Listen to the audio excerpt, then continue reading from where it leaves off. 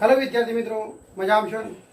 Online शिक्षण में આપણે વાસ્તવિક સંખ્યાઓ એમાં ભાગ 1 ભાગ 2 ભાગ 3 એમાં ગુસા લસાની વાતો કરી, અસમ્ય સંખ્યાના નિરૂપણની વાતો કરી। આ ભાગમાં આપણે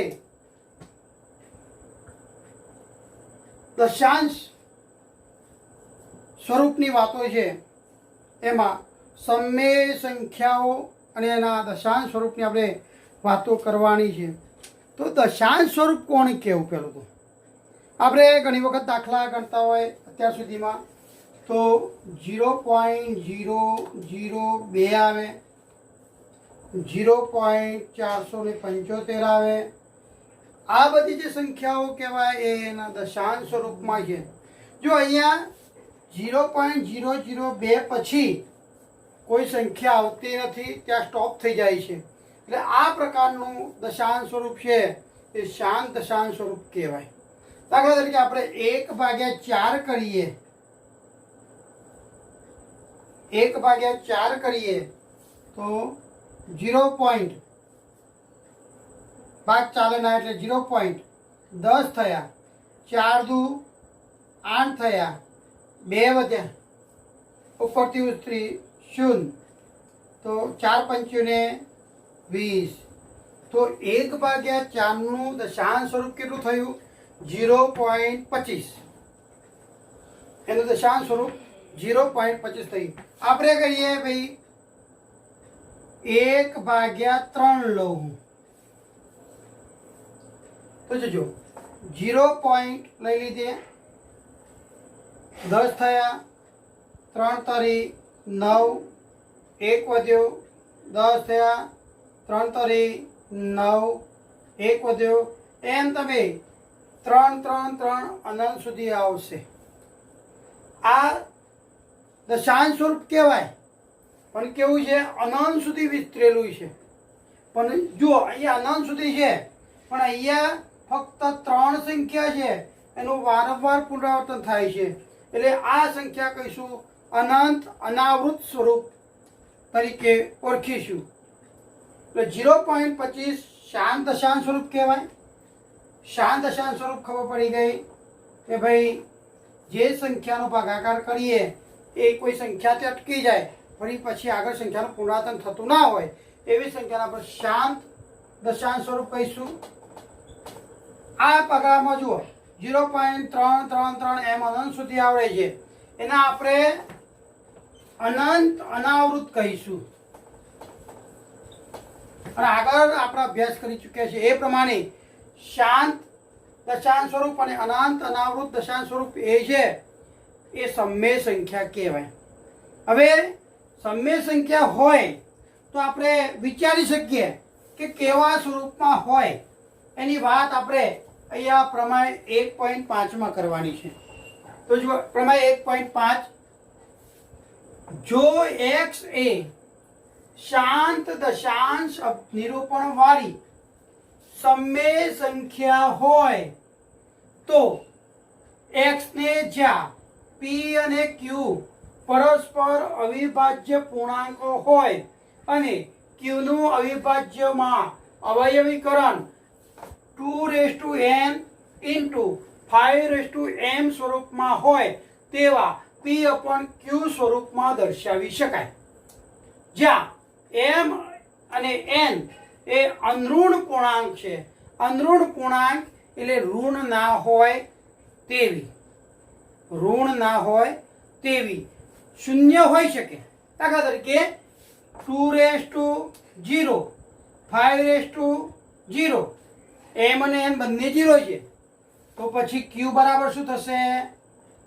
1 થશે।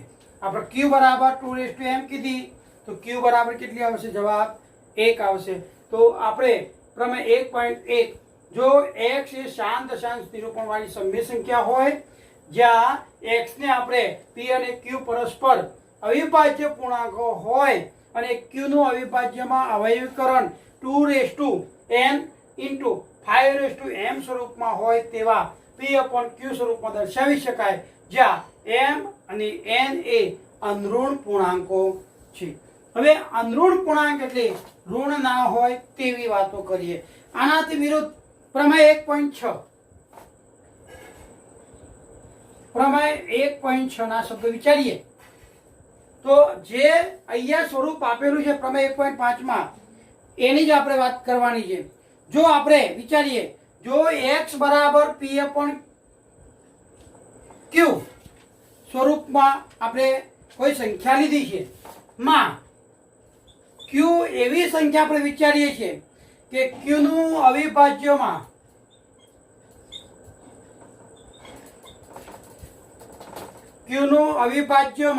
અવયવીકરણ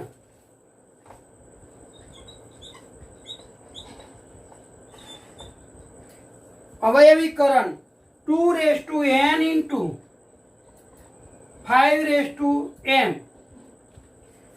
q કેવું વિચારવાનું છે 2n into 5n સ્વરૂપમાં હોય અને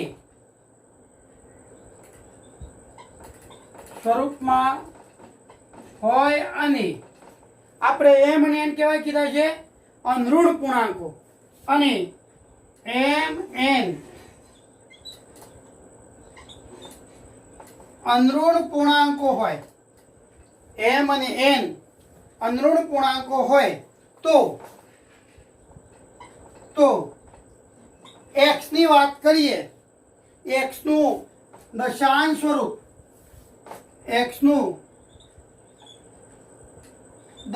સ્વરૂપ કેવું હશે આપણે શાંત મળશે. દશાંશ સ્વરૂપ શાંત હોય.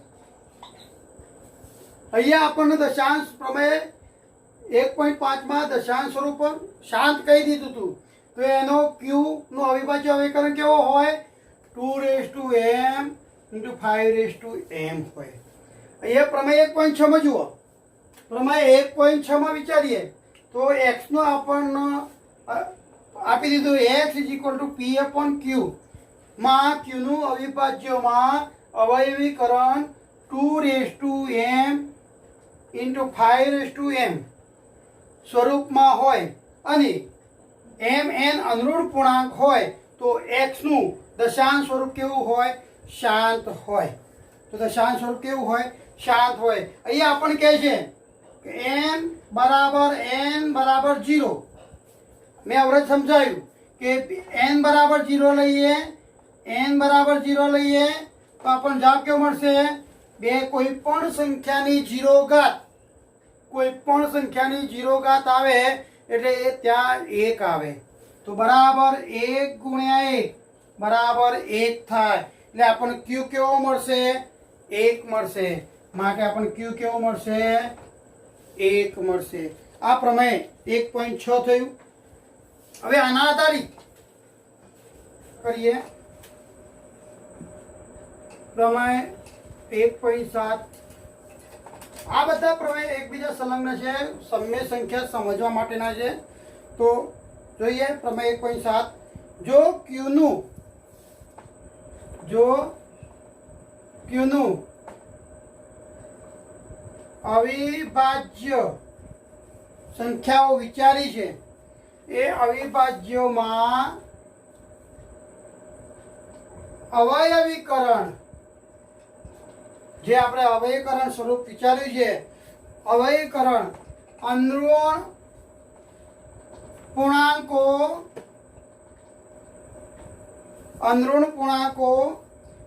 m અને n માટે 2n into 5m એ સ્વરૂપે ન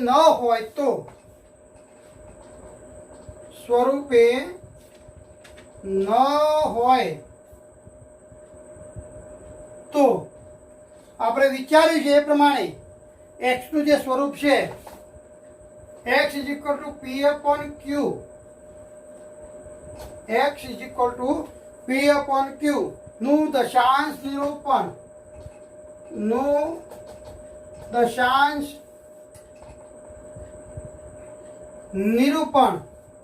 એ આપણને કેવું મળશે અનંત અને આવૃત મળે. કેવું મળશે અનંત અને આવૃત મળે. અનંત અને આવૃત એટલે કેવું? દાખલા તરીકે 1/3 કરીએ, ભાગ ના ચાલે એની શૂન્ય મૂકી, પોઈન્ટ મૂક્યો, 10 થયા. 3 તારી 9, 1 વધ્યો, 10 થયા. 3 તારી 9, 1 મૂક્યો, 10 થયા. 3 તારી 9, એમ સતત આયા જ કરશે. એકના એક સંખ્યાઓનું પુનરાવર્તન થાય તો એને આપણે અનંત આવૃત કહીશું. અને અનંત આવૃત સંખ્યાઓ છે એ કેવી છે? સમમેય સંખ્યાઓ વિચારવાની છે. હવે આપણે સ્વાધ્યાયના દાખલા સમજવા થોડોક પ્રયત્ન કરીએ.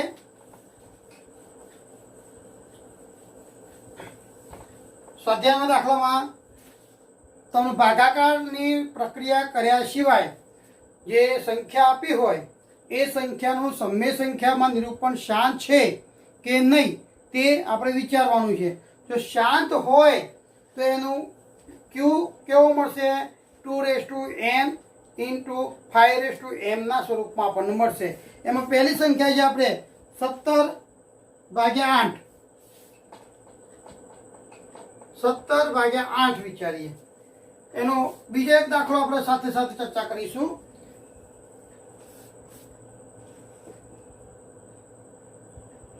23/2/3 5/2. હવે જોઈએ 17 ની વાત કરું તો 17/8 એટલે 2 દુ 4 દુ 8 એટલે 2/3 થઈ. આપણે ક્યુ નું સ્વરૂપ કેવું કીધું હતું? P/Q માં Q ને અવિભાજ્ય અવયવમાં 2m. Q કેવો હોવો જોઈએ? Q = 2n × 5m સ્વરૂપમાં હોવો જોઈએ. જોઈએ 5 દેખાતું નથી તો 5 ક્યાંથી લાવવો? તો આપણે કહીએ કે ભાઈ તરત જ 5/0 2 8 × 1 5/0 1 થાય એટલે 5/0 એટલે 2n × 5 એટલે શાંત દશાંશ સ્વરૂપમાં છે. હવે દશાંશ સ્વરૂપ દર્શાવવાનું કે તો આગળ વિચારીએ. 17/2/3 ગુણ્યા એ 2/3 છે તો 5ની પણ કેટલી ગુણવાની? 3 ગુણવાની. હવે અહીંયા 5/3 નીચે ગુણ્યા તો ઉપર પણ 5/3 વડે ગુણાકાર કરવાનો તો બરાબર 17 ગુણ્યા 5/3 બરાબર 125 થાય. અહીંયા 2 ગુણ્યા 5/3 થાય. હવે 125 ગુણ્યા 17 કરીએ તો 17 ગણીએ દશકની શૂન્ય 5 2 × 2 1 × 1 7 × 35 વધી 3 3 દુ 6 7 7 દુ 14 ને 3 17 વધી 1 1 સીધા 7 ને 1 8 5 7 ને 5 12 વધી 1 11 2 ને 1 21 એટલે કેટલા આયા? 21 25/10^3 બરાબર. એનું દશાંશ સ્વરૂપ વિચારીએ તો 21 25/10^3 બરાબર 1000 થાય. બરાબર 2.125 એનું દશાંશ સ્વરૂપ થાય. હવે 23 ની બીજા દાખલાની વાત કરું તો બીજો દાખલો છે 23 અપોન જુઓ અહીંયા 2/3 ગુણ્યા 5/2 છે. 5/2 છે એટલે ક્યુ ના અવિભાજ્યમાં 2 અને 5 ના અવયવો મળે છે. એના સિવાય બીજો કોઈ અવયવ મળતો નથી એટલે આ શાંત દશાંશ સ્વરૂપ છે. તો એને દર્શાવવા માટે પ્રયત્ન કરીએ તો ગુણ્યા 5 એક વધારે ગુણી દઉં તો 2 ને 1 3 5 થઈ જાય તો ઉપર પણ 5 વડે ગુણી નાખવાના તો 23 × 5 115 થાય તો 2 ગુણ્યા 5 એની 3 થાય એટલે 115 ભાગ્યા 10⁻³ બરાબર 115 ભાગ્યા 1000 બરાબર 115.0.115 એનું શાંત દશાંશ સ્વરૂપ થયું. ધ્યાન રાખજો વિદ્યાર્થી મિત્રો, અહીંયા 2 અને 5 સિવાયનો કોઈ પણ સંખ્યા આવે તો એ શાંત સ્વરૂપ મળશે નહીં.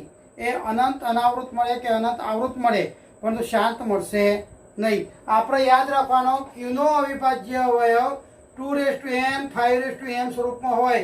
આના સિવાયની કોઈ પણ સંખ્યા ક્યુમાં આપેલી હોય, છેદમાં આપેલી હોય, દાખલા તરીકે અહીંયા 35 1/35 આપ્યા તો જુઓ બરાબર 1/7 × 5.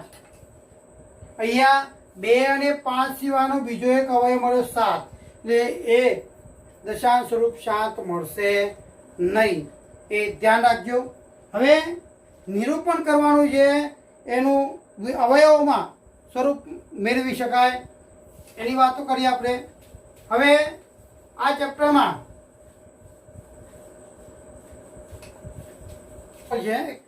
દર્શાવો કે કોઈ પણ અયુગ્મ ધન પૂર્ણાંક q માટે 4q + 1 અથવા 4q + 3 સ્વરૂપમાં હોય. આપણે કોઈ પૂર્ણાંક,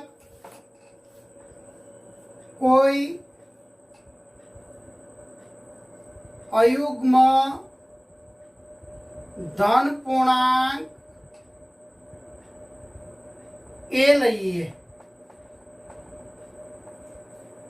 અને b બરાબર 4 લઈએ તો યુક્લિડની ભાગાકાર પ્રવૃત્તિનો વિચાર કરીએ તો a = bq + r, જ્યાં b બરાબર કેટલા મૂકવાના છે 4q + r, જ્યાં r કેવો વિચારવાનો છે 0 less than or equal to r less than or equal to less than 4. r 4 કરતા નાનો મળે આપણને, એ ફાઇનલ છે. એટલે આપણે વિચારીએ 4 કરતા નાનો હોય, q ને ભાગફળ લઈએ તો bq + r, જ્યાં b બરાબર 4 લીધા છે 4q + r, એટલે r આપણને કેવો મળશે, r બરાબર આપણે કેવું વિચારી શકીશું 0 મળશે, 1 મળશે, 2 મળશે, 3 મળશે, પણ 4 મળશે નહીં. તો આની કિંમત મૂકીએ તો a બરાબર શું મળશે, જુઓ 4q, r 0 મૂકી દીધો, r બરાબર 0 લઈએ. જો a બરાબર લો 4q + 1, r બરાબર શેષ 1 લીધી, a બરાબર 4q + 2, 4q + 2 આપણે 2 કોમન કાઢીએ તો 2 કૌંસમાં 2q + 1, r બરાબર 2 માટે, પણ આ 2 અહીંયા આવ્યો એટલે 2 વડે વિભાજ્ય થઈ જાય, એટલે અવિભાજ્ય કહેવાય નહીં, અયુગ્મ પૂર્ણાંક કહેવાય નહીં, કારણ કે 2 વડે વિભાજ્ય છે. a = 4q + 3 લઈએ, r બરાબર કેટલા થાય અહીંયા 3. જો અહીંયા આ 2 ગુણિત છે, એ 2 ગુણિત થાય એટલે યુગ્મ થઈ જાય. આ 4q + 0 એટલે એ પણ યુગ્મ સંખ્યા થઈ જાય. તો વધી કઈ, a = 4q + 1 અને 4q + 3 એ 2 જ અવિભાજ્ય સંખ્યા આપણને મળે. આ જ અવિભાજ્ય હોય, અયુગ્મ પૂર્ણાંક હોય, અયુગ્મ પૂર્ણાંક હોય. જો આપણે કોઈ પૂર્ણાંક ક્યુ માટે 4q+1 ક્યુ 4q+3 સ્વરૂપમાં હોય એવું સમજવું છે તો કોઈ પૂર્ણાંક એ વિચારે અને એ વિચારી અને બી બરાબર 4 લીધો તો આપણે યુક્લિડની ભાગ પ્રવિધિમાં a = bq+r એમાં આરની જગ્યાએ આપણે કેવું મૂકવાનું છે એ વિચારીએ છીએ પણ બીની જગ્યાએ આપણે કેટલા લેવાના છે 4 તો 4q+r થાય જે r કેવો વિચારવાનો છે 0 ≤ r ≤ 4 તો 4 કરતા નાનો તો r ની કિંમત આપણે 0 1 2 3 મૂકીએ તો a = 4q 4q યુગ્મ સંખ્યા કહેવાય a = 4q+1 એ અયુગ્મ પૂર્ણાંક કહેવાય a = 4q+2 2 કોમન કાઢીએ એટલે 2 × 2q+1 પણ એ પણ બે વડે ગુણિત છે એટલે યુગ્મ પૂર્ણિત કહેવાય અને a = 4q+3 એ કેવો કહેવાય અયુગ્મ પૂર્ણાંક કહેવાય એટલે કોઈ પૂર્ણાંક વિચારીએ તો એનું અયુગ્મ પૂર્ણાંક કયો હોય 4q+1 અને 4q+3 સ્વરૂપમાં હોય. સ્ટોપ. વધુ એક એક્ઝામ્પલ કુટ પ્રશ્નોના સ્વરૂપમાં પરીક્ષામાં પૂછાય છે. એક લશ્કરનું 616 સભ્યોનું જૂથ લ થઈ ગયું કેન્સલ કરો કેન્સલ કરી ફરી આલો. વધુ એક એક્ઝામ્પલ કુટ પ્રશ્નોના સ્વરૂપમાં વિચારીએ. એક લશ્કરનું 616 સભ્યોનું જૂથ લશ્કરના બેન્ડના 32 સભ્યોની પાછળ કૂચ કરી રહ્યું છે. બંને જૂથ સમાન સંખ્યાના સ્તંભમાં કૂચ કરી રહ્યા છે. તે જે સ્તંભમાં કૂચ કરી રહ્યા છે તેવા કોઈ પણ સ્તંભમાં મહત્તમ કેટલા સભ્યો છે? એક લશ્કરની ટુકડી છે એમાં આ રીતે બેન્ડના 32 સભ્યો ગોઠવાયેલા છે પહેલી લાઈનમાં. એની પાછળ બીજા સભ્યો પણ ગોઠવાયેલા છે.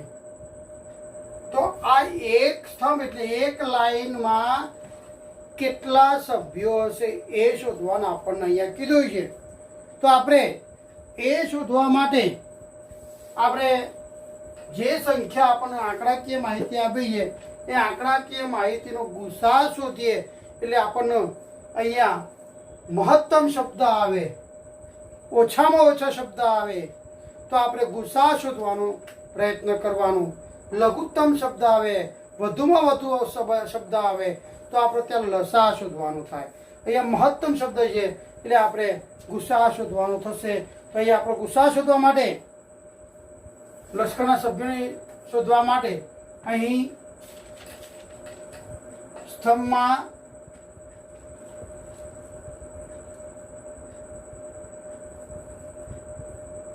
મહત્તમ સભ્યો શોધવા માટે ગુસાઅ 616 and 32 શોધવો પડે. આ ગુસા 616 અને 32 નો ગુસા જે મળે એ મહત્તમ સભ્યોની સંખ્યા થાય. તો આપણે યુક્લિડની ભાગ પ્રવિધિની રીતે ગુસા શોધવા માટે પ્રયત્ન કરીએ છીએ.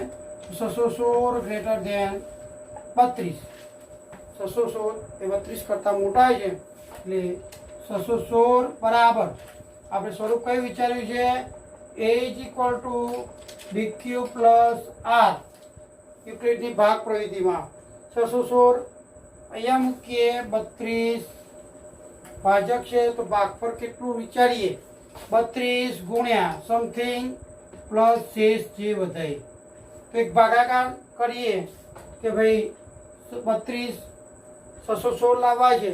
જુઓ 32 તાન 200 320 થાય. 32 ગુણ્યા 20 કરીએ તો 32 × 64 એટલે 640 થાય.